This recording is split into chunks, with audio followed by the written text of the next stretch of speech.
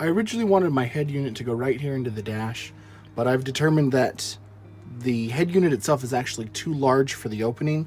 So I have decided, I've removed the horn and some of the other switches that I had here right on this console. I've marked where I want to put the head unit, where approximately I need to have the hole drilled. I think that's going to fit the best. So I'm going to take the dash apart and I'm going to pull this console out.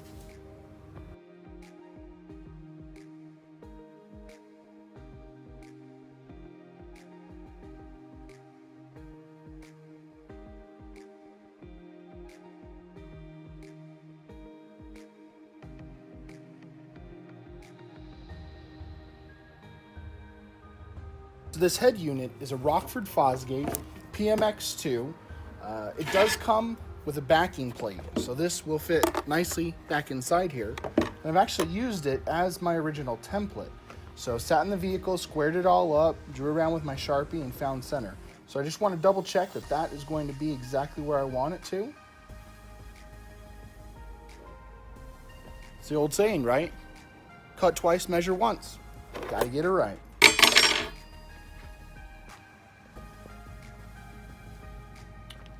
Well, I'm glad I double checked because apparently I didn't think about the existing hole being exposed when we had the cover on it. So if I would have done it where I had the original marks, I would have had half a hole sticking out behind the faceplate. Certainly didn't want that. So I have enough room to slide this thing over, made my marks on where it needs to be. Now I'll drill it out.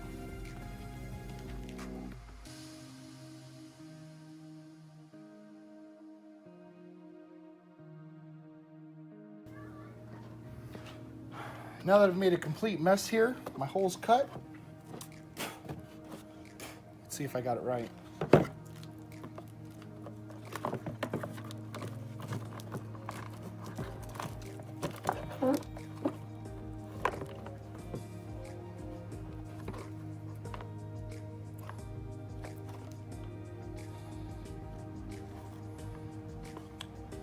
May take a little bit of cleanup. I think it's gonna look great. Okay, so it's Friday night. I just got home from work. Started working on this again. I trimmed up the edges and I was able to get the head unit itself into the dash, secured it down, backing plates on. I think it's good to go. Excited about it. So I've probably got about another 30 minutes of daylight left. I'm gonna start disassembling some more of the components, taking out the seats and the interior of the side-by-side. Hopefully I can get it done before it gets dark.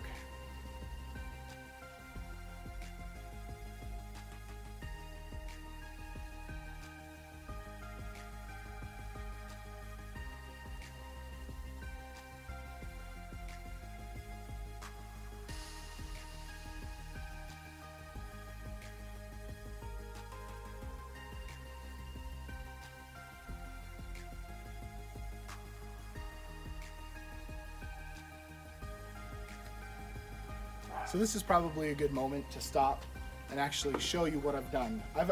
When I first purchased this, I read all the reviews about heat in the cabin being such an issue, and it is genuinely an issue. So I did go with the thermal protection, the heat wrap, purchased a roll of that, took the interior apart, took it all out. That's why I know how to do it so well. But took it apart, coated the inside. I think it helps, but this was the first thing that I did. So I don't really know how much worse it could be without the insulation. Another thing that I did for heat as well as sound deadening was to cover the interior with a mover's blanket. Just help knock some of that noise down. I'm gonna get it out of here.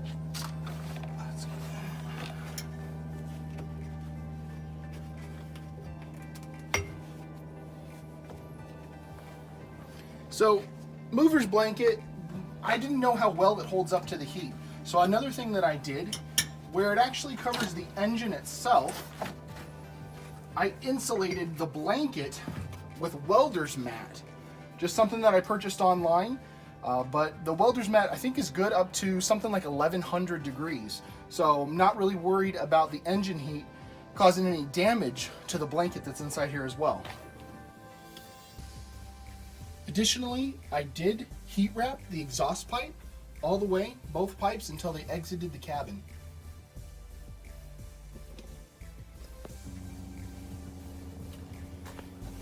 I've seen other videos on YouTube. Under the driver's seat, there's a recessed area where the battery belongs on a 2-seater. 4-seater, battery's under the right rear seat. But that recessed area isn't here on my 2017. Can only imagine maybe they left that in as part of the design on older models. When I pull the panel on mine, it's just an empty space. I got a few straggler rocks. So I remembered I had a boat and I was running dual batteries, but when I sold the boat, it only went with one battery. I had the old battery box in the garage and it's certainly dust covered here, but I'll see if I can knock the dust off. I know I'm gonna have to fabricate mounts and things, but maybe this will work. Another day and I'm back at it. I've taken a piece of scrap steel and I've run it across the cross members for the frame. So I've got my structural support in place. I've taken my battery box, I've got it all trimmed to height. I've made a couple of access ports for the power wires to pass through. So I'm gonna get this positioned. So I've taken the cover and I've trimmed it out so I can have access to the battery box. I've also added a hole where I'm gonna put a switch where I can disconnect the power to the accessories when they're not in use.